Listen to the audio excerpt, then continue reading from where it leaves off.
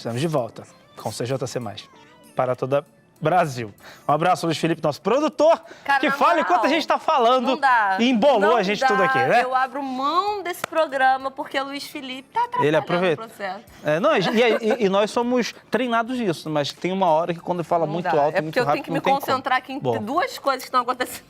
O que está acontecendo Enfim. com você? Bem, gente, agora a gente vai falar de um assunto que é muito sério, não é a depressão. Verdade. A gente já deu uma pincelada aqui Sim. algumas vezes no nosso programa, mas a gente nunca falou a fundo sobre isso. E eu gosto muito de falar porque muita gente trata isso como algo banal.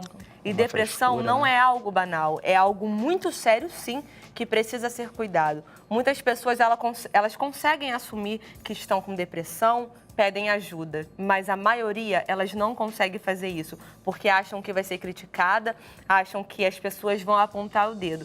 E eu fico muito triste de saber que isso, na verdade, acontece. Quando a pessoa fala assim, não, mas eu tenho depressão. Para de frescura. Depressão, Vai arrumar um depressão nem trabalho, vai arrumar um trabalho, vai ocupar sua mente. Você está com depressão é porque você está com a mente vazia. E a gente sabe que não é bem assim. Por isso, hoje, o nosso programa, a gente vai falar sobre esse assunto. E eu quero você aí de casa muito atento em tudo que a gente for falar. Porque se você estiver passando por esse problema, a gente quer ajudar você e a gente quer que você procure ajuda. Não é errado pedir ajuda. Errado é você estar passando por um problema sozinho e continuar passando por isso. E se você quiser tirar alguma dúvida aqui com a gente, você pode mandar a sua pergunta no prestador 2199-151-5902, que é o telefone aqui do nosso programa. Então manda aí a sua pergunta, fique à vontade no dia de hoje. E a gente tem duas convidadas aqui que vão nos ajudar neste assunto. Estamos recebendo ela, que é psicóloga, está retornando aqui ao nosso programa, que é a Cláudia Mello. Seja bem-vinda. Tudo bem, Cláudia? Obrigada pelo convite. Fique à vontade. E juntamente com ela que é técnica de enfermagem e também passou maus bocados, né, com a depressão, e está aqui para nos ajudar também a desvendar alguns mistérios sobre esse problema, que é a Maria das Graças. Seja bem-vinda, Maria, tudo bem? Obrigada pelo convite. Gente, eu sempre ouvi, sempre tem ouvido que a depressão é um dos males do século. É um mal que quando você menos espera, você pode ser vítima. Mas a gente pode dizer que uma pessoa que aparentemente ela não tem, uma pessoa que tem a vida equilibrada, ela tem dinheiro no banco, ela tem o carro que ela quer, ela tem uma família estabilizada, é uma pessoa que aparentemente não teria nenhum problema. Essa pessoa está sujeita também a desenvolver a depressão, na opinião de vocês? Sim, porque a depressão ela não vê a conta bancária, ela não vê raça, ela não vê crença, ela não vê religião, né? Ela é uma doença. Então, quando a gente fala, como é que pode uma pessoa que tem toda uma estrutura de família, tem um bom emprego, é um ótimo profissional e, de repente, porque a gente olha assim da forma, né? De repente, está em depressão. Talvez essa pessoa, para ter essa estrutura toda de família, ela gastou muita energia, né? Então, passou por um processo estressor, talvez por 3 anos, 1 ano e meio, mais ou menos, que é um fator também que pode gerar ou desenvolver a depressão, que é o estresse. Então, às vezes está tudo muito bem organizado, mas aquela pessoa está completamente acelerada. Sim. E tudo desorganizado. Aparentemente aqui fora está organizado, mas dentro o seu cérebro está completamente desconectado. E a gente está falando aqui de alguns casos e como a depressão ela pode pegar uma pessoa. A gente falou aqui agora que às vezes a pessoa pode ter dinheiro, pode ter uma estabilidade muito boa, mas está faltando algo, né? A maioria das pessoas que a gente conversa que tem depressão, elas falam assim, eu chego em casa, parece que tem um vazio dentro de mim. Eu estou numa tristeza e eu não sei explicar o porquê eu estou triste. Gente, a depressão existe também, assim, algum momento da nossa vida? É algum momento que a pessoa, sei lá, algum trauma muito grande que ela viveu, alguma decepção, por isso que ela acaba ocasionando a depressão? Pode sim, pode sim.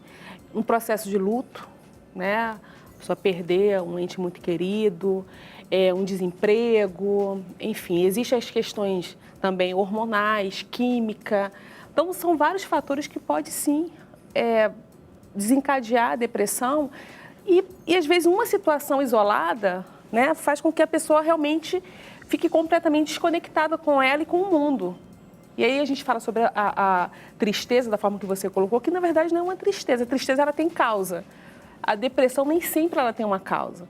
Por isso que as pessoas falam, caramba, é uma angústia, tipo assim, eu não sei o que é. É um buraco, é um vazio. Está tudo aqui fora organizado, eu tenho marido, tenho filhos, tenho amigos, tenho trabalho, mas não vejo sentido na vida, não vejo graça. Eu não consigo rir da maneira adequada, como eu ria antes. O meu choro também parece que não é tão intenso assim. A vida perde realmente o colorido, né? Fica tudo muito cinza. E a Maria, né, a Maria das Graças, ela passou por esse momento na vida dela. E eu queria que você contasse pra gente aqui, Maria, como é que foi esse momento? Você, de cara, já descobriu que tinha depressão? Foi aos pouquinhos? Você reconheceu isso? Como é que foi esse processo? Então, começou muito tempo atrás, quando eu era muito mais jovem, com as coisas que vai ocorrendo na vida. E como a doutora Cláudia falou, a gente vai lutando, tentando, com a nossa mesma força, lutando com aquilo. Primeiro acha que é tristeza, não tem um diagnóstico logo, né? E com o decorrer dos anos da vida, as lutas diárias que todo mundo tem, elas vão machucando, elas vão nos deixando frustrada e aquilo vai trazendo doença. Aí tem os lutos, né? A gente perde pessoas queridas e aquilo vai te machucando. Então chega um momento que você está numa tristeza tão grande que nada, não é dinheiro, não é bons amigos, as pessoas às vezes até tentam. Claro que tem aquelas pessoas que não entendendo machucam, falam o que não deve, acha que não é falta de trabalho, de várias coisas. Mas não é exatamente isso. É uma tristeza na alma. Pode ter o que for ao redor, você não vê graça porque não está colorido mais a vida. A vida está cinza, é muita tristeza. Então, quando você chega a um ponto que não aguenta mais, aí você tem um diagnóstico de que aquilo realmente é uma depressão, aí você procura ajuda e vai entrar no processo, né? Porque a depressão você também não cura ela assim. Você começa no processo, você procura um terapeuta que ele seja responsável com quem ele está cuidando, com pessoas, tenha amor a pessoas para estar tratando. Aí você reconhece, você começa aquele processo que é longo até você ficar curada ou aprender a lidar. Porque na vida as coisas se apresentam, né? As dores se apresentam, as perdas se apresentam, nós perdemos coisas e pessoas todo dia, né? Mas você aprende a lidar, né? Você aprende a organizar aquilo e de que forma você vai lidar com aquela situação. E de repente você olha, você fala, eu não sou mais uma pessoa depressiva. Eu já sei lidar com as questões que me apresentam, né? Então eu hoje me considero uma pessoa curada da depressão porque eu consigo lidar com as questões que se apresentam para mim todos os dias e que apresentam para todos nós. A vida voltou a ficar colorida para você. Voltou a ficar colorida, bem colorida. E você calcula mais ou menos o tempo que você identificou que as coisas não estavam tão boas, procurou ajuda até esse momento que você falou, não, agora eu estou 100%. Você calcula quanto tempo que você ficou nesse tratamento? Olha, uns 4 anos. Né, uns 4 anos para mim começar organizar, né, a analisar, começar o meu interior, começar a ficar forte, né? Porque a depressão deixa você muito fraca, né? Você não, qualquer coisa ele machuca. Então, às vezes tem maldade humana também que te machuca mesmo, porque quer aquilo, né? Mas aí quando você aprende a lidar com isso, você também já não deixa as pessoas te machucarem tanto. E muita gente pergunta, às vezes, por que você está daquele jeito, às vezes você nem sabe o porquê. Não quero nem falar o porquê, porque não sabe o porquê. Né? É necessário que se procure ajuda de um profissional para você diagnosticar isso e a sua cabeça, a sua vida começar a ser alinhada e você colocar em prática para que venha a cura, aliada à fé, claro. Né? Aliada à fé. Agora, Cláudia, você acha que é muito difícil a pessoa reconhecer que ela está precisando de ajuda? Ela luta, né? É bem delicado porque não é nada exposto, não é uma ferida aberta, é uma ferida interna. Então, para ela reconhecer isso, também ela tem um processo de aceitação, porque ela, caramba, eu sempre funcionei dessa forma, Eu sempre trabalhei, eu sempre cuidei da minha vida, eu sempre busquei pessoas interessantes para estarem comigo, eu sempre estudei, gostei de sair, viajar. Como é que isso foi se perdendo? Aí a pessoa começa a se perceber, só que não é tão simples assim. Porque as pessoas também que estão em volta começam a sinalizar. Porque ela começa também a se afastar das pessoas. Porque ela não tem mais interesse, já não tem graça encontrar contigo para tomar aquele café. Já não tem graça marcar um curso, já não tem graça ir ao shopping, ver um filme. As coisas vão ficando realmente sem sentido. Então as pessoas começam a falar, cara, você está muito estranho, você está muito diferente, você está evitando a gente, aconteceu alguma coisa. Então, assim, ela começa a ouvir a sua voz interna e começa a ouvir as vozes, vamos dizer assim, desses amigos, dos familiares, e aquilo começa a ficar muito mais organizado para ela. Ela consegue enxergar que realmente ela está adoecida. Então, quando enxerga que está adoecida, aí é outro passo, a buscar ajuda. Porque buscar ajuda é você se despir para o outro. Né? Dependendo da depressão, se for uma depressão severa, grave, não adianta você ir direto para um consultório de psicologia fazer terapia, porque você não tem condições físicas para estar naquele lugar. Então, tudo aquilo que for direcionado para você fazer, você não vai dar conta. Então, você vai se sentir cada vez pior, culpado, se sentindo de alguma maneira que eu estou negligenciando, né, o trabalho que o profissional quer fazer comigo. E, às vezes, a culpa não é dele, ele não consegue fazer. Então, primeiro, quando é uma depressão grave, a gente encaminha primeiro para um psiquiatra. Começou a medicação, esse paciente começou a se equilibrar, começou a querer levantar para tomar um banho, ou começou a dar conta da sua própria vida, das coisas básicas, vamos dizer assim.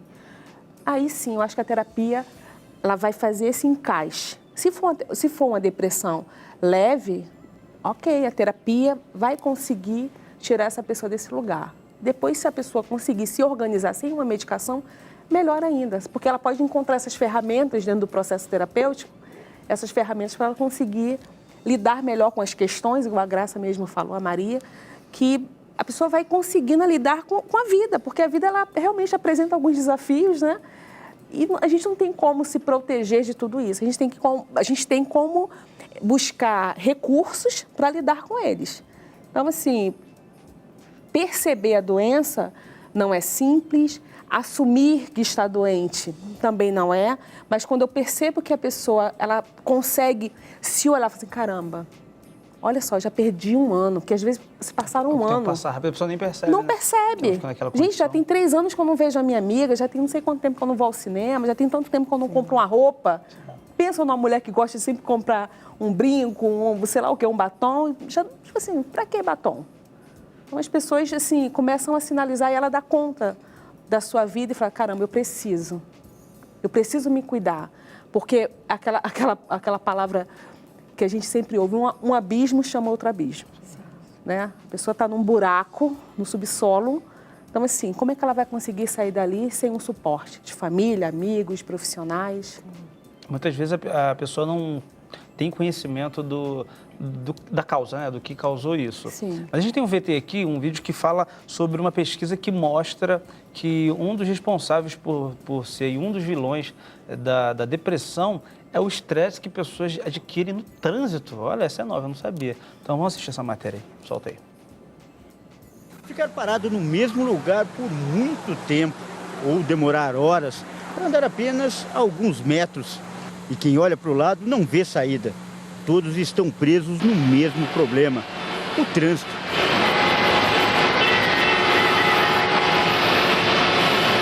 Um teste de paciência que coloca à prova motoristas e passageiros todos os dias nas grandes cidades. O que mais te incomoda no trânsito? Eu acho que é a barbeiragem das pessoas. Te dá raiva, te dá nervoso? Me dá nervoso. Chega em casa estressado, chega em casa cansado. Esse tipo de coisa. Desgaste é grande. Desgaste é grande. E o passageiro afeta muito a parte emocional também? Ter paciência. Tem que ter paciência. Tem que ir pra cá, tem que ter paciência. Não tem jeito. Não tem jeito. Uma pesquisa realizada na Inglaterra mostra que quem passa muito tempo no trânsito corre risco de ter a saúde mental afetada. Esses flagrantes da internet mostram casos de descontrole nas ruas.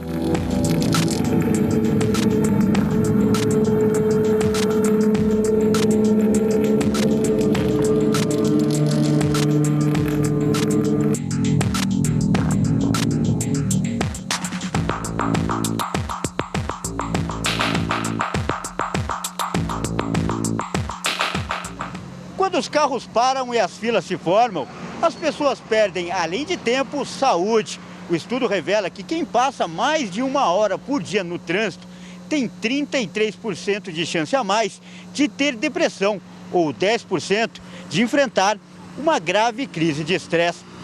O alerta serve tanto para os motoristas e passageiros de carros, como também do transporte público.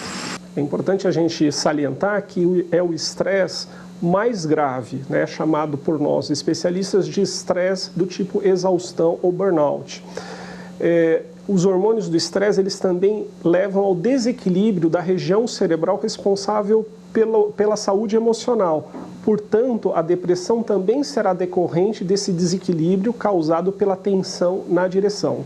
É o caso de Cibele, que demorava 2h30 no trajeto de casa para o trabalho. Uma rotina que demorou 5 anos. E ela já sofria de síndrome do pânico. O problema se agravou. Nos momentos em que o nível de estresse está muito alto, é muito difícil a gente conseguir controlar a respiração enquanto está dirigindo e pensando em todas as coisas. Então a gente tem a sensação de que você vai apagar ali mesmo ou que você vai largar o carro no meio da rua e vai embora. Simples assim. A solução foi mudar de cidade e hoje, sempre que pode, anda a pé. É mais econômico, né, financeiramente falando, e a saúde agradece. Mas para quem não tem como fugir do trânsito, o psicólogo dá algumas dicas importantes. Se o trânsito for inevitável na sua vida, é fundamental que você se prepare, né, para enfrentá-lo da melhor forma possível.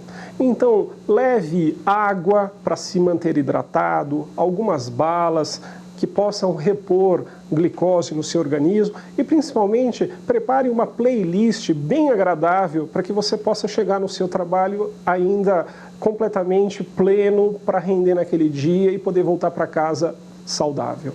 Para o trânsito, qual música você prefere? A música que eu entendo, que eu consigo cantar, né? Que aí distrai, né, não? Sertanejo eu gosto bastante. Sertanejo para aguentar o trânsito? Não gosto. MPB, música popular brasileira. Tem alguma especial? Todas, adoro MPB. Música gospel. Música gospel? Ajuda a enfrentar o transtorno do trânsito? No meu caso, me acalma um pouquinho, viu? Me dá um pouco de paz. Não importa o ritmo, a dica para o motorista é fechar o vidro e trocar esse som por algo bem mais tranquilo. Ando devagar porque já tive pressa e levo esse sorriso porque já chorei demais. Aí, ó, faz isso mesmo. Leva farofa pra viagem, dependendo do trânsito, você precisa mesmo, né? Levar o almoço e a janta. E que você fica um tempo lá, não, né? Mas realmente, eu falo que a música ela tem esse poder de relaxar. Depende, né? Não é? Depende, não. Se você gosta tem daquela música que não relaxa, música, não. Não, aí você fica... Mas aí você relaxa e estressa quem tá do lado. Não, aí você coloca um fone. Fecha o vidro. Fecha o vidro. Obrigado, Enfim, a gente agradece. A gente tá falando aqui, o foco ali é o estresse no trânsito. Sim. E você falou num ponto que eu não sabia, que o estresse, ele pode levar à depressão. Como seria isso? É porque, na verdade, ele desorganiza, né, os hormônios, que, na verdade, ele organiza o nosso humor. Então, assim, se você está o tempo todo sofrendo esse impacto de raiva, liberando corticoide o tempo todo no seu organismo, chega um momento que isso é como se você tivesse... Pensa num fumante. Às vezes ele não fumou, mas você chega perto dele... Dá para sentir. Você sente, porque está entranhado. Então, assim, essa pessoa ela já está completamente adoecida. Só que quando ela só aparece a doença, realmente, quando você começa a perceber a mudança de comportamento. Os pensamentos são diferentes, porque já são pensamentos pessimistas. Eles já não olham assim para as coisas, tipo assim, vai dar certo. Sempre assim, eu acredito que isso vai dar errado. Coisas que davam prazer não dão mais, não dá mais né? prazer, não né? busca mais ter prazer em nada. Porque não olha mais para a vida da forma que olhava antes. Então, assim, as pessoas pensam que a depressão é de repente, né? Não é de repente, tem todo um processo para a pessoa adoecer. Não é tão simples assim. E não tem uma fórmula também, né? A pessoa, a gente falou aqui, a pessoa que está com a vida desorganizada ou muito organizada, ela pode ou não desenvolver isso, né? Porque e também uma coisa que eu acho muito engraçada, entre aspas, que quando a gente fala de depressão, a gente associa a pessoa numa profunda tristeza, né? Porque essa é uma das características. Mas tem pessoas que não ficam tristes, tem pessoas que aparentemente estão super normais, que sorriem, que esbanjam felicidade. Humoristas, o que mais tem acontecido é humoristas caindo em depressão, né? O Jim Carrey teve muitos problemas agora aqui no Brasil, o Whindersson Nunes também, que parou um pouco por causa dessa questão. E a gente quer saber por que a pessoa, às vezes, ela esboja a felicidade, ela trabalha com felicidade, ela faz os outros rir, mas ela desenvolve isso. No próximo bloco, as nossas especialistas vão responder aqui essa pergunta. Eu quero você daqui a pouquinho, depois do intervalo. Não sai daí não. A gente volta já.